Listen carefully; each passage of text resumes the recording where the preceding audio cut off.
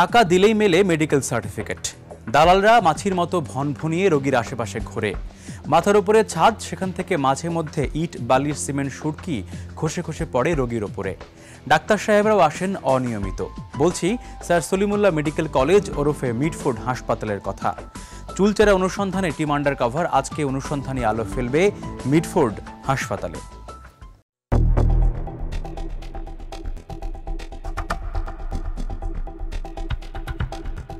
29 April শনিবার বেলা 1:15টার কাছাকাছি। Location Mitford হাসপাতালের জরুরি বিভাগ। উপচে পড়া ভিড় যেন মাছের বাজার, কিন্তু টিকিট কাউন্টার লোকশূন্য। 4টির মধ্যে 2টিতে লোক নেই। হাসপাতালে ঢোকার দৃশ্যটি মোটেও ইতিবাচক ধারণা দিল না। নেতিবাচক ধারণা নিয়েই চোখে পড়ে জরুরি বিভাগে ঝুলছে একটি সাইনবোর্ড। ওষুধ কোম্পানির প্রতিনিধিদের হাসপাতালের ডাক্তারের সাথে দেখা করার সময় প্রতি রবি ও বুধবার বেলা 2টো থেকে 4টা পর্যন্ত। আগেই বলে নিয়েছি আজ শনিবার, তাহলে আজ কেন এ সকল ওষুধ কোম্পানির প্রতিনিধিরা এই হাসপাতালের কর্তব্যরত চিকিৎসকদের কামরার সামনে? শুধু তাই নয়, দেখুন তারা চিকিৎসকদের কক্ষেই প্রবেশ করছেন। এটুকু হলেও তবু কিছুটা মানা যেত, কিন্তু তারা জরুরি বিভাগে চিকিৎসা নিতে আসা রোগীদের থামিয়ে তাদের প্রেসক্রিপশনের ছবি তুলছে। নিঃসন্দেহে এটা এই হাসপাতালের অব্যবস্থাপনারই একটি খণ্ডচিত্র। প্রথম দিনের অনুসন্ধানের শেষ দিকে আমাদের অনুসন্ধানকারীদের একটি দল দেখতে চাইল এই হাসপাতালের লাশ ঘর অর্থাৎ মর্গের কী অবস্থা।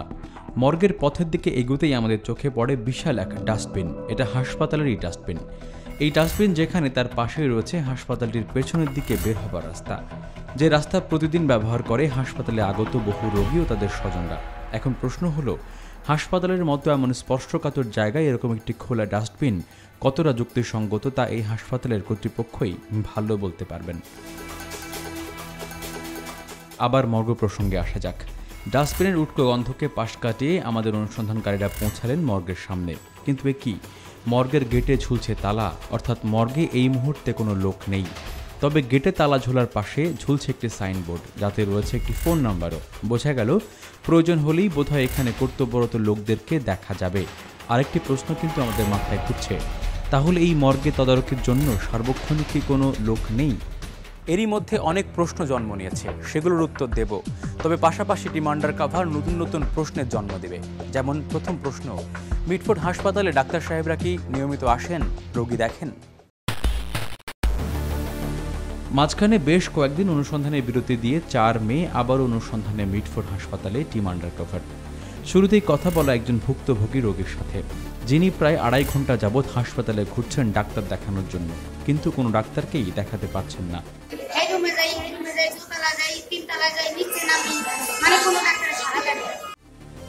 এই ভুক্তভোগী রোগীর সাথে কথা বলতে বলতেই আন্ডারকভারের সদস্যদের সাথে দেখা হয় আরেক রোগী ও তার স্বজনের। তারা এখানে টিকিট কেটে ইসিজি করিয়েছেন, কিন্তু এই ইসিজি করাতে তাদের টিকিট কাটার বাইরে দিতে হয়েছে আরও 100 টাকা, যার কোনো রসিদ হাসপাতালের লোকজন দেয়নি। তাহলে এই টাকা কোন খাতে যাচ্ছে তা শুনুন এই রোগীর মুখেই। টাকা নিচ্ছে কত? এটা 100। 100 টাকা নিচ্ছে, এটা কোনো রিসিট দেয় না? না।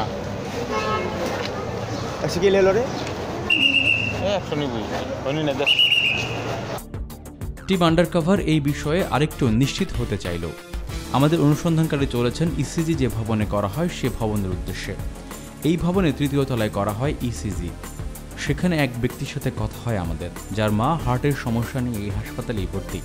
শুনুন তার মুখেই তিনি কি বলেন। ইসিজির জন্য তো শুধু টিকিট কাটতে হবে না, 80 টাকা লাগে টিকিট। কোনো রিসিপ্ট না, এখানে ইসিজি করার পর 80 টাকা হাতে দিতে হবে, ক্যাশ নয়। বাহ, সত্যি দেখছি কোনো প্রকার রিসিট ছাড়াই এখানে ইসিজি করার পর বাড়তি টাকা দিতে হয়। এবার আবার একটু মর্গ প্রসঙ্গে আসি।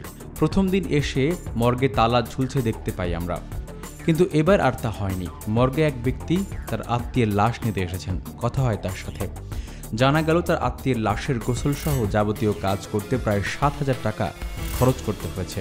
কিন্তু এত টাকা কেন লাগলো? কত টাকা লাগতেছে? ও বহুত খরচ করতে হয়, হিসাব করলে এখন আর মাথা ধরে না ভাই। কালকে আইসি আর এ পর্যন্ত আছি আমি ভাই, মানে কষ্ট পাইলে কিছু করার নেই। গোসল করায় ভাই 7,000 টাকার মতো খরচ হয়েছে। গোসল করায় দাফন দিয়ে সমস্ত কিছু কেনাকাটা তাদের, আমরা তখন টাকা দিই ভাই। ওই আইন বিধানে যেটা আছে ওইটা চলে না, খালি খালি ওই দরকার নেই। দেখা গেল নার্সিং স্টেশনে কোনো সেবিকাই নেই। প্রায় আধা ঘন্টা অপেক্ষা করেও কারো দেখা মিলল না। ডাক্তার নেই, তাই হাসপাতালের জরুরি বিভাগ থেকে রোগীরা ফেরত চলে যাচ্ছেন। তারপর আলট্রাসাউন্ড ভর্তি রোগী করায়, কিন্তু হেরা ভাই কি না এই রোগী কালকে সকালবেলা আসো ভর্তি রোগী 2 ঘন্টা করাইতে পারবো, তারা করে না। এখন লেখা আছে 2 ঘন্টা, কিন্তু আলট্রাসাউন্ড আর ওখানে বসে রয়েছে করে না। এখন 40 কথা বলা যাবে না, সারা যেটা ওইটাই। তিনি আমাদের এখানকার ডাক্তার ও হাসপাতাল কর্তৃপক্ষের নানান অব্যবস্থাপনার তথ্য দেন। তার কথাতেই ফুটে ওঠে রোগীদের এই হাসপাতাল সম্পর্কে নানান অসন্তোষের বিষয়গুলো। প্রথমে 20 দিন তো এমনি কাটাই দিছি, 20 দিন পর আস্তে ধীরে করতে রিপোর্ট দেয়, একদিন রিপোর্ট দেয় করলাম, 2 দিন পরে থেকে আবার 2 দিন পরে দেয়, আবার 2 দিন পরে দেয়। একটা সমস্যা হলো সময় লাগে আর কি, ডেট করবো, কারণ অনেক সিরিয়াল থাকে। হ্যাঁ ব্যবসা যেটা বলে ব্যবসা এখানে হয় না? এর হয়, কিন্তু বুঝলাম ওরা ওরা বলছে যে ধানমন্ডি লাগবে, হবে না। কোন ধানমন্ডি কোথায়? আনোয়ার মেডিকেল ধানমন্ডি, যে আপনার 3 পপুলারের সাথে যে। অনেক প্রশ্নের উত্তর নিশ্চয়ই মিলেছে, আবার অনেক নতুন নতুন প্রশ্নেরও জন্ম হয়েছে। যেমন অ্যাম্বুলেন্স সিন্ডিকেটরা কি হাসপাতাল কর্তৃপক্ষের চেয়েও শক্তিশালী? ভুয়া সার্টিফিকেট কারা বেচে, তাদের দাম কত? এসব প্রশ্নের উত্তর দেব, তবে বিরতির ক্ষণিক বিরহ শেষে।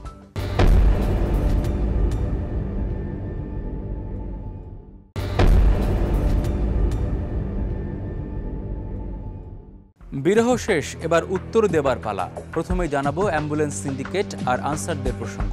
দেখাবো সেখানে কিভাবে হালুয়া রুটির ভাগাভাগি হয়।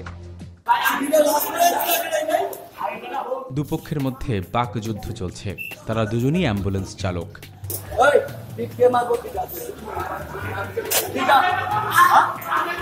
ঝগড়ার কারণ একজনের রোগী আরেকজন নিয়ে গেছে।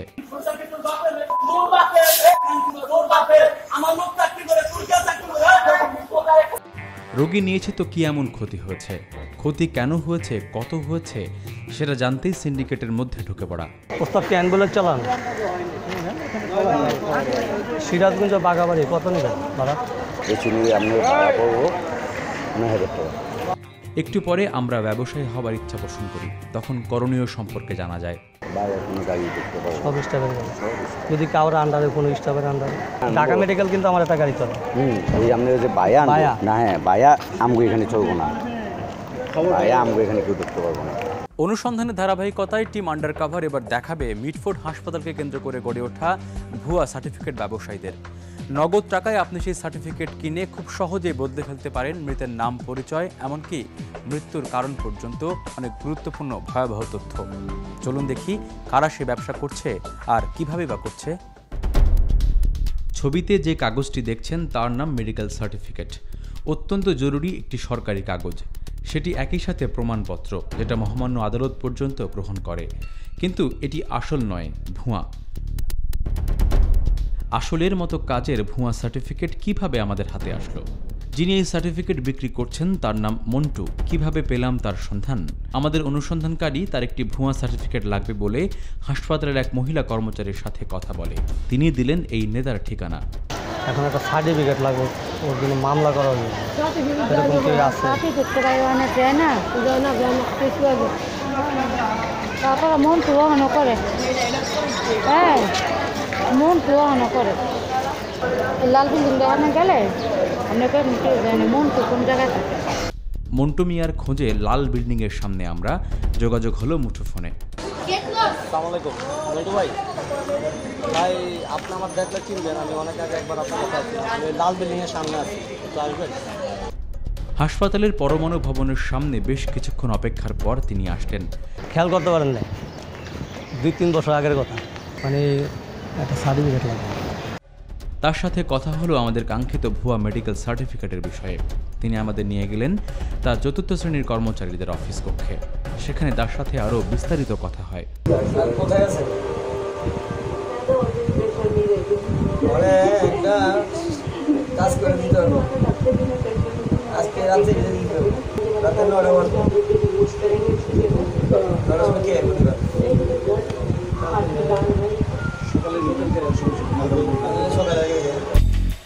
মন্টু তার এক চেলা দিয়ে আমাদের আবার পাঠালেন হাসপাতালের জরুরি বিভাগে। সেখানে টিকিট কেটে আমাদের অনুসন্ধানকারী গেলেন কর্তব্যরত চিকিৎসকের কাছে। মজার বিষয় দেখুন, হাসপাতালের ভেতরে অপেক্ষমান ওষুধ কোম্পানি বিক্রয়ের প্রতিনিধিরা আমাদের কাছ থেকেও ডাক্তারদের দেওয়া প্রেসক্রিপশনের ছবি তুলে নিতে ব্যস্ত হয়ে যাচ্ছেন, যদিও সেদিন রবি কিংবা বুধবার নয়। এরপর গন্তব্য আবার সেই মন্টু সাহেবের অফিস। সেখানে হলো সার্টিফিকেট বিক্রির দরদাম। প্রথমে তিনি ৯,০০০ টাকা দাবি করেন। আমরা ৩,০০০ টাকা বললেও তাতে তিনি রাজি হননি।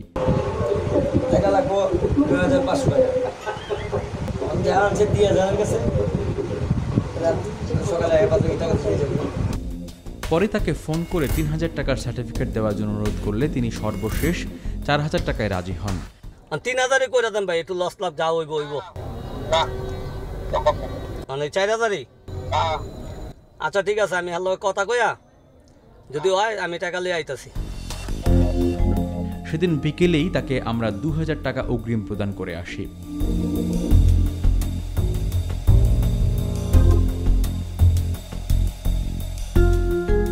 পরের দিন মন্টু তার চালাকে দিয়ে আমাদের পাঠান ঢাকা মেডিকেল কলেজ হাসপাতালে। সেখানে গিয়ে অপেক্ষার প্রহর গোনা। বেশ কিছুক্ষণ পর মন্টু মিয়া সেই চালা আমাদের অনুসন্ধানকারীকে সেই কাঙ্ক্ষিত ভুয়া মেডিকেল সার্টিফিকেটটি দেন।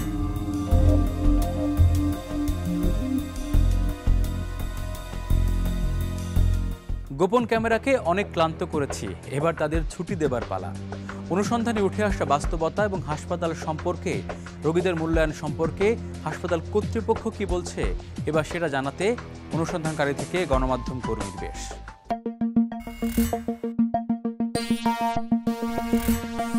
এটি হাসপাতালের ৩ নম্বর ভবন, যেখানে ইট বালু রোগীদের খাবারের উপরে পড়ছে, ছাদ ফাটা স্যাঁতস্যাঁতে। এই ছবি দেখে প্রশ্ন ওঠে, হাসপাতাল কি নিজেই অসুস্থ? এই যে বিল্ডিং ভাঙ্গা ভাঙ্গা পড়তে আছে, এদিনের কোনো খবর নাই না। এই যে বালু, ওই দেখেন স্যার, বালু মশা মাছি আয়া এদিনে আয়া সব পরে। এদিনের ভিতরে ওই যে মশা ইয়ে যায়, আবর্জনা পরে, এরপর এটি থুপ থুপ হইয়া চোখ বাড়িয়া পরে। আমি বলছি যদি আপনারা বাহিরতে ওষুধ কিনে আনা লাগে তাহলে আমার বলেন, আমি বাহিরতে ওষুধ কিনে আনবো। একজনে বলে ওখানে যান, আর একজনে বলে ওখানে যান, আপনি আপনার সিটে যান, আমি তো চিকিৎসার জন্য আসছি, তাই না? শুধু রোগীরাই নয়, চিকিৎসকরাও এই ঝুঁকির কথা জানালেন। এখানে তো সমস্যা আসলে শেষ না, এটা তো অনেক আগের বিল্ডিং। আসলে প্রতিনিয়তই তো আমরা বিপদের সম্মুখীন হচ্ছে, রাস্তা যখনই চলে যাচ্ছি তখনই বিপদের সম্মুখীন হচ্ছে। আমাদের ওই দিন এক ডাক্তার এখানে শুয়েছিল, উপর থেকে এটা ভেঙে পড়ছে, অল্পের জন্য সে বেঁচে গেছে আর কি। না, রুগীরা তো অবশ্যই হবে, কারণ ওদের এক রুগীর বেডের উপরেও ভেঙে পড়ছিল, রুগীটাও অনেক খারাপ রুগী ছিল, অল্পের জন্য সে বেঁচে গেছে। এছাড়া হাসপাতালের বিভিন্ন অবকাঠামোর অবস্থাও একই রকম। বৈদ্যুতিক পাখা আছে, তবে সেগুলো চলে না।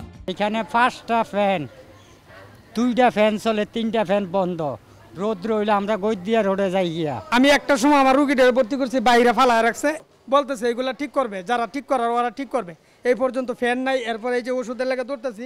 টয়লেট অপরিষ্কার, পানি নেই। রোগীদের সাথে কথা বলে জানা যায় তাদের আরও সমস্যার কথা। এই হাসপাতালে টয়লেটের সমস্যা, ফ্যানের সমস্যা, এই বিল্ডিংয়ের সমস্যা। বিল্ডিংতে ময়লা পড়ে, পুরো ময়লা, ওই ময়লা ভাতে পড়ে, এই যে ফ্লোর ঝাড়ু দেওয়া হয় না। সাংবাদিক বেশে কথা বলা অ্যাম্বুলেন্স চালকদের সাথে তারা জানায়, মিটফোর্ড হাসপাতালে আছে সরকারি 2টি গাড়ি, আর বাকি সব গাড়ি বহিরাগতদের। সুলমুল্লাহ মেডিকেলে 2টা গাড়ি যাওয়ার পর ওরা রুগী নিয়ে ঢাকা সিটিতে যায়। আমরা তো গ্রামে মফস্বল টেকনাফ থেকে তুলে বন্ধু যাই, ওরা খালি মেডিকেল টু মেডিকেল সার্ভিস, 300 টাকা ভাড়া। না, লাশ পরিবহনে না, বহন করার জন্য সরকারি অ্যাম্বুলেন্স নাই না, এটা আমরা প্রাইভেট সেক্টর আছে। আমাদের টোটাল এখানে 13টা গাড়ি আছে, 13টা সরকারি অ্যাম্বুলেন্স আছে, 2টা। সার্জেনের ডিস্টার্ব, এই কালো পেপার নিয়ে ডিস্টার্ব করতেছে, বাম্পার, আর রাস্তায় তো হয়রানি আছে, এই মামলা। যখন একটা রুগী মারা যায় তখন লোক উঠবে 8 থেকে 10 জন, ওনারা বলেন না রোগ নিবা 4 জন। এখন যদি লাশের লোক যদি গাড়িতে উঠে, কীভাবে নামাই দিতে পারি? ওনাদের কি নামাই দিতে পারি? এবার চলুন মর্গে যাই। দেখা গেল একজন মহিলা বসা, তিনি এখানে নিয়োগ না পাওয়া কর্মচারী। কাজ করি, ঝাড়ু মারু দেই, পয় পরিষ্কার করি, ওই তো 27টা বছর বেতন না। এই তো লোক জনাইলে দুজু আপাতত কিছু চাইলে চুলে দেয়, পুলিশ চাইলে 2-1 পয়সা পাই। লাশ বহন করতেছেন কত বছর? লাশ বহন করি 35 বছর ধরে। হ্যাঁ, ওই কাটাছেড়ের মধ্যে সাহায্য থাকেন। হ্যাঁ। তবে মর্গের ঠিক পাশেই থাকা বিশাল ডাস্টবিন মরার ওপরে খাঁড়ার ঘায়ের মতো। নাক না চেপে সেখান থেকে পার হওয়া অসম্ভব। এই ময়লার কারণে অনেক গন্ধ, এই গন্ধটা ভাই ভিতরে গেলে মানুষ অসুস্থ হয়ে যেতে পারে। এই জন্য ভাই নাক বন্ধ করে দৌড় মারি এদিক দিয়ে। হাসপাতালের একটু ভিতরে গিয়ে দেখা যায় মেঝেতে শুয়ে আছে রোগী। তাদের বিছানাপত্রগুলো পায়ে মারাচ্ছেন ডাক্তাররা, কারণ আসা যাওয়ার রাস্তা একটাই। অনুসন্ধানে আরও উঠে আসে দালাল সিন্ডিকেটের কর্মকাণ্ড। বেশ কিছু সংখ্যক মহিলা এবং পুরুষ রয়েছে দালাল সিন্ডিকেটে, যারা হাসপাতালের বহির্বিভাগের সামনে থেকে রোগীদের প্রাইভেট হাসপাতালে কম খরচে চিকিৎসা সেবা পাইয়ে দেওয়ার কথা বলে এক ধরনের প্রতারণা করে আসছে। গণমাধ্যম কর্মী দেখে তাদের পিলে চমকে যায়, শুরু হয় দৌড়ঝাঁপ। আপা কি আপা আমরা কথা বলি না, আমরা হিনকেন না কেন, আমরা এখানে না রইলাম, আমরা রোগী দেখেন। দালাল পাশ কাটানোর চেষ্টা করলেও তার সামনে ভুক্তভোগী রোগীরা গড়গড় করে সবকিছু বলে দেন। বলছেন প্রাইভেটে 100 টাকা ভিজিটে আপনি দেখাই দিবেন। আমি 15 দিন আগে আসছি, তখন আপনি আজ আমার পা দেখে বলছেন, আজকেও আপনি বলছেন আমি আমার শাশুড়িকে নিয়ে আসছি। আপনি যে বললেন যে আপনি হ্যাঁ আমি ডাক্তার কিন্তু এই যে এখানে তো একদম আচ্ছা সে বল, আমি তো তারে বলি না, আমার তো খেয়াল আসে না, আমি তারে বলছি না না আমি বলি না। প্রাইভেটে নিয়ে যেতে চান আমাদেরকে। অভিযোগ সংক্রামক, একজনের সাথে আরো অনেকজন যোগ দেন এখানে। ইমার্জেন্সিতে আমি যাব, তখন দুই মহিলা আসে, আমার কাগজ নিয়ে গেল, এদিক টানে বলে এদিক আসেন, এদিক টানে বলে এদিক আসেন। আমি আমার রুগী নিয়ে হয়রান, আর এগো টানাটানি, আমি আরও হয়রান হয়ে গেছি। কিন্তু সমস্যা একটাই, দালালের চক্কর টানাটানি। রুগী নিয়ে যদি কেউ আসে, যদি এভাবে টানাটানি করে, তাহলে যে ভালো লোক সেও রুগী হয়ে যাবে। এই দালাল ঠেকাতেই রাখা হয়েছে আনসার বাহিনীকে, কিন্তু তারা ঠেকানোর বদলে মিলেমিশে আছে কেন? উত্তরে অনেক অজুহাত। আমি যথেষ্ট মনে করি না, বিধায় আমার নিরাপত্তার বিঘ্ন করতেছে। যে এখানে দালাল আসে, কয় সাইড খোলা, আমি এখান থেকে নারায়ণ দিই, আর এক জায়গায় চলে যায়, আর এক গেট দিয়ে চলে আসে, আবার আর এক গেটে দৌড়ে যায়, আর এক গেট দিয়ে চলে আসে। বিধায় আমার জনবল যদি থাকতো প্রত্যেক গেটে গেটে, তারপর ওয়ার্ডের যদি গেটে থাকতো, তাহলে এ ধরনের ঘটনা হয়তো বা ঘটতো না। দালালদের বিরুদ্ধে আমি তো অস্বীকার করি না যে দালালদের বিরুদ্ধে, কিন্তু আমার এখানে প্রায় তিন থেকে 4,000 লোক দৈনিক চিকিৎসা দেয়। মাত্র আউটডোরে মাত্র দুজন আনসার কাজ করে। তারা সিরিয়াল দেয়, মাইকিং করে, আবার ভিতরে যায় সিরিয়াল দেয়, আবার দোতলায় সিরিয়াল আছে সেখানে যায়। বিদায় 2 জন আনসার দিয়া আমার এইটা নির্মূল করা সম্ভব না। অভিযোগের পাহাড় জমেছে, উত্তর প্রয়োজন, তাই পরিচালকের রুমের পথে হাঁটা। তার অফিসের সামনে গিয়ে দেখা যায় এক রোগী সরকারি ওষুধ না পেয়ে দাঁড়িয়ে আছে। সাংবাদিক দেখে পরিচালকের পিএস রোগীর হাত থেকে কাগজপত্র নিয়ে চলে যান। কিন্তু সরকারি ওষুধ দেয় কিনা? হ্যাঁ খাতা তো দিছে সিস্টার রেখে জানো না, জানতে কি কয়, কিন্তু পান নাই। হাসপাতাল থেকে কোনো সাহায্য সহযোগিতা করে নাই। এই দৃশ্য দেখে পরিচালকের কক্ষে ঢোকা। আমাদের খুব একটা পরিশ্রম করতে হলো না, প্রশ্ন করতে হলো না, তিনি নিজেই সব গড়গড় করে বলতে থাকলেন। আমরা এই সলিমুল্লাহ মেডিকেলে রুগী অসম্ভব ভিড়, 250 প্রতিদিন প্রায় 2500 রুগী আউটডোরে আমরা চিকিৎসা দেই। এখানে স্বল্প সংখ্যক, এখানে আপনি কর্মচারীর ঘাটতি আছে, এমএলএসএসের ঘাটতি, আউটডোরে ডাক্তার সংকট। বাট এখনও আউটডোর বিল্ডিংয়ে গেলে আপনি দেখতে পারবেন যে আউটডোরে রুগীরা দাঁড়ায় আছে, এবং এইখানে আউটডোরের অনেক বাইরে যে সমস্ত ক্লিনিক আছে, এদের লোকজন ঘোরাফেরা করে। হ্যাঁ, তো এরা অনেক সময়ে ওই যে রুগী যারা লাইনে দাঁড়ায় আছে, অপেক্ষা করতেছে, ওদেরকে টোপ দেয় যে এখানে চিকিৎসা দেরি হবে, কোথায় আসেন, বাইরে নিয়ে যাই, ভালো চিকিৎসা পাবেন। ওই লাইন থেকে অনেক রুগী বাইরে যায়। এটা মিথ্যা কথা কিছু না, কারণ বাইরেই আমাদের এখানে অনেক বেসরকারি হাসপাতাল আছে, প্রাইভেট হাসপাতাল আছে, ক্লিনিক আছে, এদেরও ব্যবসা বাণিজ্য করতে হয়। সুতরাং আমার এই যে যারা আসে এখানে রুগী, অনেক রুগীকে এরা নিয়ে যায়। অনেক ছেলেপেলে থাকে যারা ধান্দা পাচ্ছে, কারণ কেউ তো আর বুকে পোস্টার লাগায় ঘরে না যে আমি দালাল, আমাকে ধরো। কেউ পোস্টার, সব আমরা রুগী, কেউ বলে অ্যাটেন্ডেন্ট, কেউ বলে রুগী ভর্তি আছে, এরকম। সৃষ্টিকর্তা আর পিতামাতার পরে মানুষ মনে হয় সবচেয়ে বেশি বিশ্বাস করে ডাক্তার সাহেবদেরকে। আর সেই মহান পেশাচর্চা করার জায়গা হলো হাসপাতাল। আর সেই হাসপাতাল যদি নিজেই অসুস্থ হয়, তাহলে সেখান থেকে মানুষ কি সেবা পাবে? এই প্রশ্ন আমাদের নয়, লাখো হাজারো কোটি ভুক্তভোগী রোগীদের। কি উত্তর আছে কর্তৃপক্ষের কাছে? জানার চেষ্টা করব টিম আন্ডারকভার লাইভে।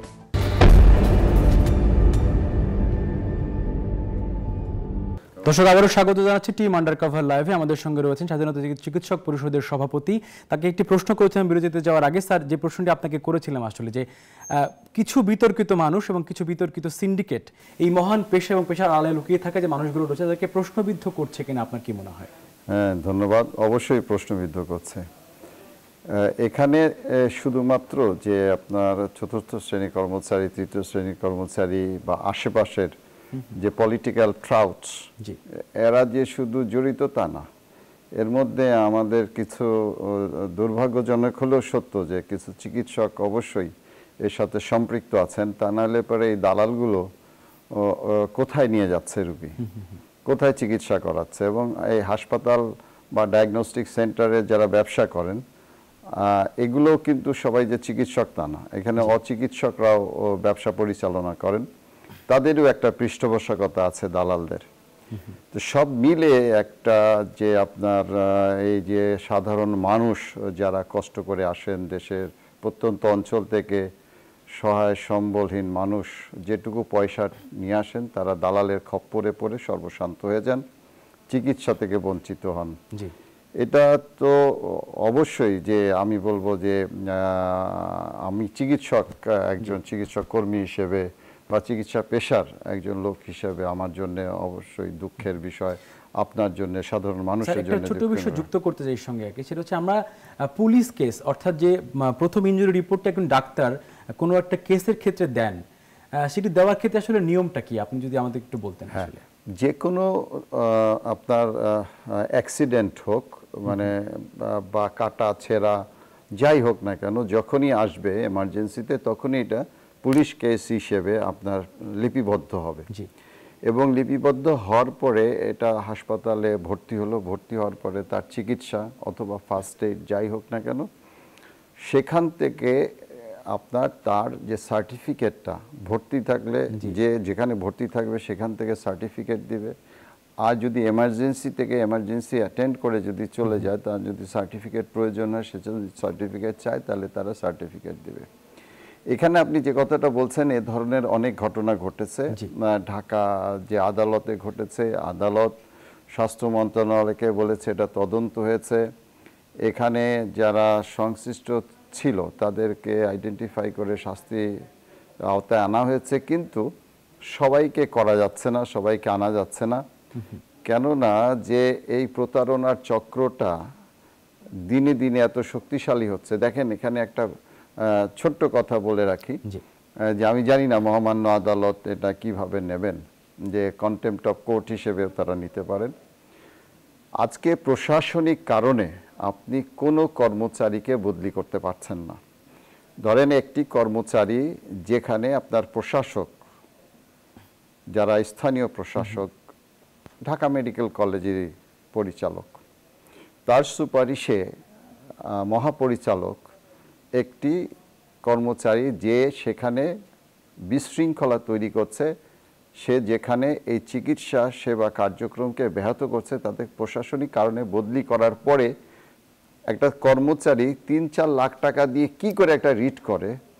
এবং মজার ব্যাপার হচ্ছে মহামান্য আদালত এই রিটের পরে সেই বদলির আদেশ স্থগিত করে দেন, এবং এই স্থগিত করে দেন। এবং এরকম ধরনের বুড়ি যে আপনার প্রশাসনিক কারণে যে বদলি হচ্ছে, সেগুলো অ্যাটর্নির অফিসের পক্ষে এগুলো এই মামলা পরিচালনা করা বা দেখভাল করা সম্ভব না।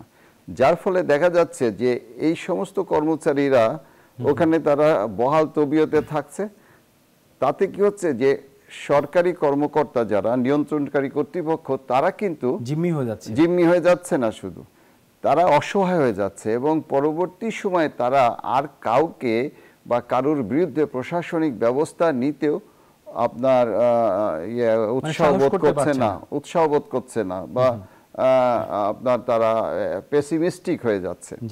এই বিষয়গুলো যদি আপনার আদালত না দেখে, সরকার না দেখে, পুলিশ প্রশাসন না দেখে, তাহলে পরে তো আপনার প্রশাসন এভাবে ভেঙেই পড়বে।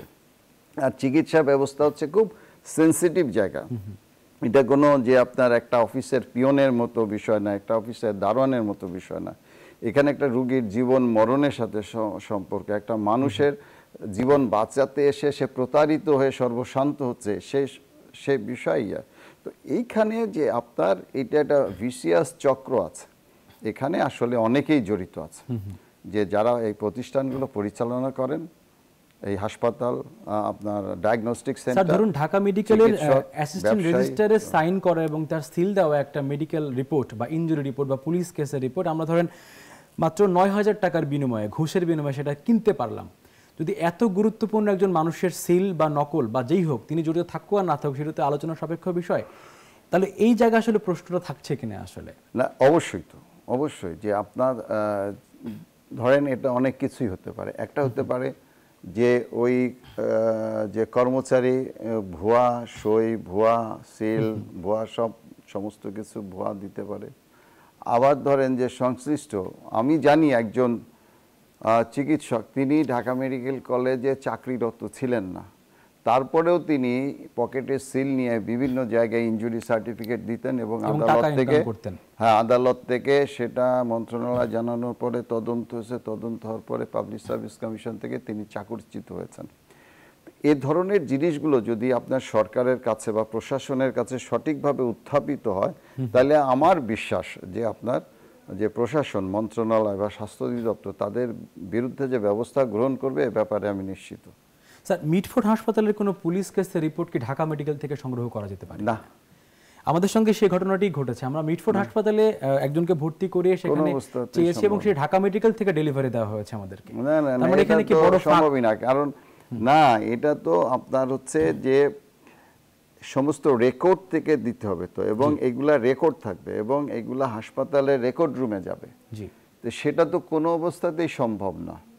এবং আপনার সেটা যদি দেয়ও কেউ, তাহলে তো আদালতের কাছে যে ধরা পড়ে যাবে, সে তো এটাকে ব্যবহারও করতে পারবে না। আদালত তো এটা দেখলেই বুঝে যাবে, যে আদালত বুঝে যাবেন যে এটা আপনার একটা ফেক সার্টিফিকেট, এটা তো সে ব্যবহারও করতে। স্যার, আরেকটি বিষয় হচ্ছে আজকে আমাদের রিপোর্টটি অনিয়ার হয়েছে এখানে শুক্রবারে ঢাকা মেডিকেল কলেজ হাসপাতালের রেডিওলজি ডিপার্টমেন্ট, যেখানে আসলে কিডনি ডায়ালিসিস করা হয় বা বিভিন্ন রকম, না রেডিওলজিতে কিডনি ডায়ালিসিস করা হয় না, নেফ্রোলজি। জি জি জি, মানে সেই ডিপার্টমেন্টটি শুক্রবারে বন্ধ থাকার কারণে একজন রোগী চিকিৎসাহীনতায় মারা গিয়েছে এবং সে ব্যাপারে আজকে হাসপাতালের পরিচালক তিনি আমাদের সাথে কথা বলেছেন। আসলে মানে এত গুরুত্বপূর্ণ একটি জায়গা, ইমার্জেন্সি যে জায়গাগুলো সেগুলোকে শুক্রবারে বন্ধ থাকতে পারে কিনা? না, আপনার ধরেন যে একটা স্কেডিউল থাকে যে আপনার পেশেন্টের, বিশেষ করে ডায়ালাইসিসের, যে সপ্তাহে একদিন, সপ্তাহে 2 দিন, যাদের খুব সিরিয়াস এন্ড স্টেজ, যাদের রেনাল ফেলিওর ডেভেলপ করে যাবে, এন্ড স্টেজ যে আপনার কিডনি ডিজিজ যাদের হয়, তাদের যে ডায়ালাইসিস হতো সপ্তাহে 3 দিন দিচ্ছে। এখন একটা পেশেন্টের ডায়ালাইসিস না দেওয়ার কারণে যে মৃত্যু হয়ে যাবে, মানে আমার কাছে এরকম মনে হয় না। একটা বিষয়। আর একটা বিষয় যে ডায়ালাইসিস কোনো এমার্জেন্সি বিষয় না, এটা হচ্ছে যে আপনার রুটিন। যদি কিনা কারো কোনো অ্যাকিউট রেনাল ফেলিওর ডেভেলপ করে যায়, যে বলেন স্যার যে মানে আপনার ক্রিয়েটিনিন লেভেল 17-18 হয়ে গেল, তখন তাকে হয়তো এমার্জেন্সি ডায়ালাইসিস দিতে হয়, সেটা রুটিন থাকে না, সেটা হলো পেরিটোনিয়াল ডায়ালাইসিস দেয় তারা। তো এখানে যে ঘটনাটা কি ঘটেছিল সেটা না বললে আসলে বোঝা মুশকিল। তবে যদি আপনার এই হাসপাতালগুলোতে যে হেমোডায়ালাইসিস যেটা রুটিন দেওয়া হয়, সেটা কিন্তু শান্ট করতে হয়। এই শান্ট করার পরে সেটা ম্যাচিউর হয়, এটা কিন্তু একটা লম্বা প্রসেস। আর অ্যাকিউট রেনাল ফেলিওর হইলে তখন পেরিটোনিয়াল ডায়ালাইসিস করে। এখন হচ্ছে যে আমি মনে করি না যে, বা এটা সঠিকও না যে শুক্রবারের দিনে এই ইউনিটগুলো তো খোলা থাকে, এখানে মেডিকেল অফিসার থাকেন, কনসালটেন্ট থাকেন। এখন হচ্ছে যে সে পেশেন্টটা যে আসার পরে যে ভর্তি হওয়ার পরে তার যে অ্যাকিউট রেনাল ফেলিওর ডেভেলপ করলো, তো রেনাল ফেলিওর যতই ডেভেলপ করুক, কিন্তু যে রুগীর এই কারণে মৃত্যু হয়ে গেল, এটাও আমার কাছে আসলে বিশ্বাসযোগ্য না, বোধগম্যও না। এখন কথা হচ্ছে যে সেটা অন্য কোনো কারণে তার ডেথ হয়েছে কিনা। এখানে একটা সমস্যা আমাদের আছে, যেটা হচ্ছে যে আমাদের অটোপসি হয় না, বা আমরা বলি হেলথ অডিট অ্যান্ড অটোপসি। যে অটোপসি মানে যে আপনার খালি কেটে অটোপসি করতে হবে তা না, ভার্বাল অটোপসিও হয়, যে একটা পেশেন্ট ভর্তি হলো, ভর্তি হয়ে তারপরে ধরেন যে সে সাপোজ আমি আমার আন্ডারে ভর্তি হলো, আমার আন্ডারে ভর্তি হওয়ার পরে রুগীটা চিকিৎসা পেলো কি পেলো না, কি হলো, রুগীটা মারা গেল, এই রুগীটার কিন্তু অটোপসি হওয়া উচিত। সেটা হলো ভার্বাল অটোপসি হতে পারে। জি, ভার্বাল অটোপসি মানে আপনি as an authority you will enquire about the whole circumstances what happen, যে ফ্রম যে শুরু থেকে শেষ পর্যন্ত আপনার কি ঘটনাগুলো ঘটলো, এটাও কিন্তু একটা মানে আপনার অটোপসি হতে পারে। উত্তরটা আমরা একটু বিরতির পরে এসে নিই, পুরোটা আমাদের সঙ্গে থাকুন দর্শক। নিচ্ছি ছোট্ট একটা বিরতি, ফিরছি একটু পরে।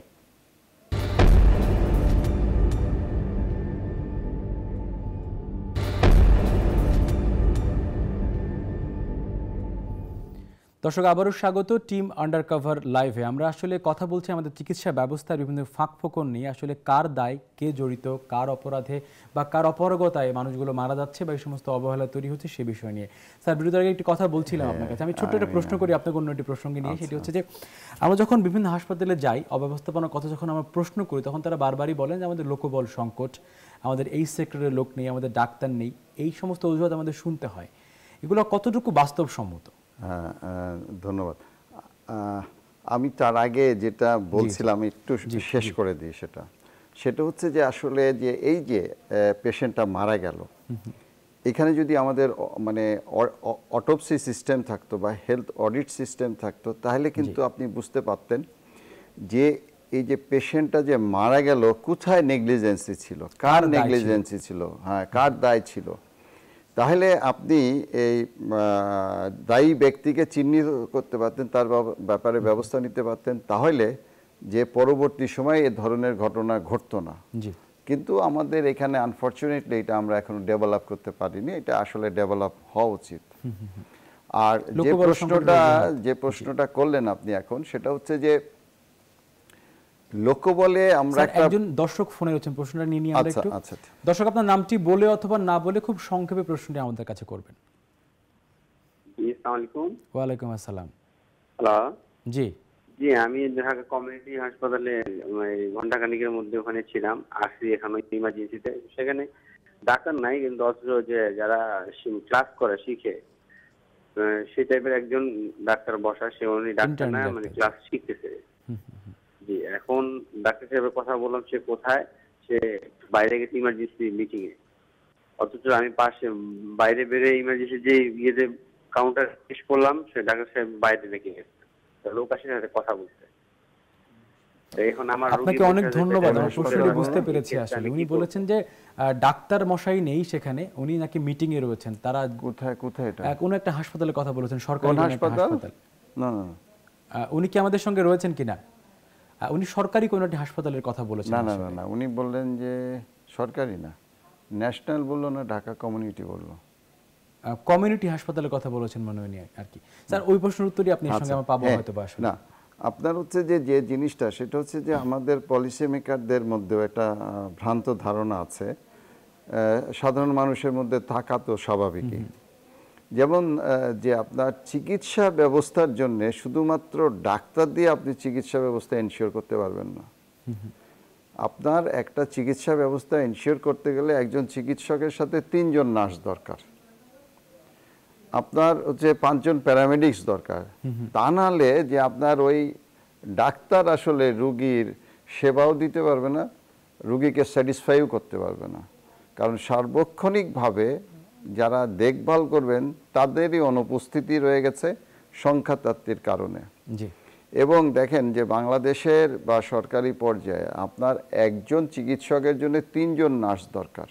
আমি বাদ দিলাম যে আপনার ঢাকা মেডিকেল কলেজ সে 4000 বেডের হাসপাতাল, সেই তুলনায় যে চিকিৎসক সংকট আছে, বা 4000 বিছনার হাসপাতালে 6000 রোগী থাকে, ধরেন 4000-এর জন্য জনবল আছে কিন্তু রোগী ভর্তি হয় 6000 থাকে। তার পাশাপাশি যদি আপনি দেখেন যে এই যে ডাক্তারের সংকটের পাশাপাশি নার্স বা প্যারামেডিক্সের মানে সংকটের অবস্থাটা কি, বাংলাদেশে অ্যাজ এ হোল হচ্ছে একজন চিকিৎসকের বিপরীতে যেখানে 3 জন নার্স থাকার কথা সেখানে আছে 0.6, একজনও নাই। একজনও নাই। 0.6 মানে আধা নার্স আছে, একজন চিকিৎসকের জন্য আধা নার্স আছে, মানে ডেফিসিয়েন্সি। আবার প্যারামেডিক্সের দেখেন, প্যারামেডিক্সেরও কিন্তু ওই একই অবস্থা, 0.8 মতো। তাহলে পরে আপনি ডাক্তার নাই শুধু বললে লাভ হবে না, বা ডাক্তার আপনি উৎপাদন করে ডাক্তার দিয়ে ভরে ফেললেন, তাতেও আপনার হচ্ছে যে চিকিৎসা ব্যবস্থা বা সুষ্ঠু চিকিৎসা ব্যবস্থা আপনি এনশিওর করতে পারবেন না। সেই দিকে আসলে আমাদেরকে নজর দিবে। আমরা খালি মেডিকেল কলেজ করে চলেছি, মেডিকেল কলেজে ডাক্তার তৈরি করার ব্যাপারে আমরা খুব ব্যস্ত হয়ে গেছি, কারখানা তৈরি করছি, কিন্তু এই কারখানাটাকে যে চালাবে সেই যে ইঞ্জিন শক্তি তৈরি সেটা আমরা প্রিমিয়াম তৈরি করতেছি না। স্যার একজন দর্শক আমাদের সঙ্গে রয়েছেন। দর্শক আপনার নামটি বলে অথবা না বলে খুব সংক্ষেপে টেলিভিশনের ভলিউমটি কমিয়ে দিয়ে প্রশ্নটি করবেন। জি হ্যাঁ, জি জি, আমি শাহ আলম মিরপুর ডিএসএস থেকে বলছি। জি, আহসানাল ভাই আমাদের এলাকার রাজবাড়ির গর্ব, উনি আমার খুব প্রিয় লোক। তা আমার কাছে প্রশ্ন যে এবং স্বাস্থ্য মন্ত্রণালয় বাংলাদেশ সরকারের কাছে আমার বিদেশে চিকিৎসা করার অভিজ্ঞতা আছে, কিন্তু আমাদের দেশে ডাক্তার ভালো মন্দ সব আছে, অনেকে আন্তরিক আছে, অনেকে আন্তরিক নাই, সেটা আলাদা বিষয়। কিন্তু ডাক্তার গেলে নষ্ট করতেছে ওষুধ কোম্পানি। ওষুধ কোম্পানির এত হাজার হাজার রিপ্রেজেন্টেটিভ গিফট দিয়ে, এটা দিয়ে, সেটা দিয়ে, পার্সেন্টেজ দিয়ে, টাকা দিয়ে, হ্যাঁ, ওষুধ কোম্পানির কাছে জিম্মি। হ্যাঁ, একই ওষুধ বাংলাদেশ ভারতের ভিতর ডিফারেন্স 10 গুণ 15 গুণ ডিফারেন্স আমি যাচাই করে দেখছি। জি, আপনাকে অনেক ধন্যবাদ। আমরা প্রশ্নটি বুঝতে পেরেছি, উত্তরটি জানবো আপনার কাছ থেকে। জি, উত্তরটি আপনাকে জানতে খুব সংক্ষেপে উত্তর দিবেন, আমাদের সময় কিন্তু কম। আপনি ভাই খুব মানে কি বলবো, এক খুব একটা কঠিন জায়গায় হাত দিয়ে ফেলেছেন। সেটা হচ্ছে যে আপনার যে ওষুধের বিষয়টা এটা যদি আলোচনা করতে হয়, এটা আরও মানে আপনার বড় পরিসরে আলোচনা করার প্রয়োজন। তবে আপনার সংক্ষেপে বলি, সেটা হচ্ছে যে ঔষধের ব্যবসায় যে প্রতারণা বাংলাদেশে হচ্ছে এটা অবর্ণনীয়। শুধু এটুকু বলি যে আপনার একটা ওষুধ তৈরি করবার জন্যে যে বাজারে যেতে যেখানে 19 থেকে 20 পয়সা খরচ হয়, সেই ওষুধটার দাম নেওয়া হচ্ছে 5 টাকা। এবং কিছু কিছু ওষুধ আছে যেগুলো আপনার খুব বেশি ব্যবহৃত হয়, যেমন ধরেন যে অ্যাটোভা, যে আপনার কোলেস্ট্রল বা লিপিড লোয়ারিং যে ড্রাগ, এইটা খরচ হয় ওদের আপনার 60 পয়সা থেকে 70 পয়সা, কিন্তু দাম দিচ্ছে হলো 9 টাকা থেকে 11 টাকা। এবং এই যে বললেন যে বাংলাদেশের চিকিৎসকদের বা চিকিৎসা পেশাকে যারা দুর্বৃত্তায়ন করছে, তাদের মধ্যে অন্যতম হচ্ছে যে ওষুধ শিল্প একটা বড় উপাদান। তারা দুর্বৃত্তায়ন করছে। তো এটা আপনার হচ্ছে যে এটা একটা বড় পরিসরে আলোচনা করে যেতে পারে কোনো সময়, যদি আপনার কেউ আলোচনা করে তখন এটা নিয়ে ডিটেলস কথা বলতে পারবো। স্যার আমাদের কাছে শেষ 1 মিনিট রয়েছে, আমি ছোট্ট করে জানতে চাই যে হাসপাতালগুলো অবকাঠামো এত খারাপ কেন? না, অবকাঠামোর খারাপের অনেকগুলো কারণ আছে। অবকাঠামোর খারাপের একটা দিক হচ্ছে যে এগুলো অনেক পুরনো অবকাঠামো। ধরেন যে আপনি সলিমুল্লাহ মেডিকেল কলেজ বা মিটফোর্ড হাসপাতালের কথা বলেন, ওইখানে 2টো বিল্ডিং আছে যেটা মেডিসিন বিল্ডিং, এগুলো কিন্তু অ্যাবেন্ডন করে দিচ্ছে পিডব্লিউডি। তারপরেও যে এই রুগীগুলোকে কোথায় সরাবে, সরানোর জায়গা নেই।